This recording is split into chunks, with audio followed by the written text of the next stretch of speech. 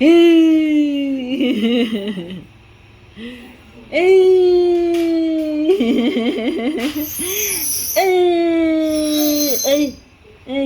giật hả? Em giật em chơi á hả?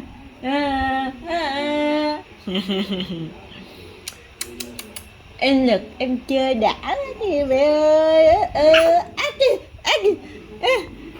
Cái đầu cao quá vậy, cái đầu hôm nay nó cao quá vậy ta.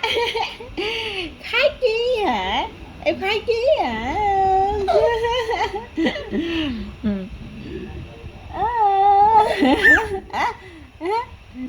Nói chị mẹ ơi đi, mẹ ơi, mẹ ơi, mẹ ơi. Hôm nay em nấu đồ cao quá ta. Nấu đồ cao quá vậy hả?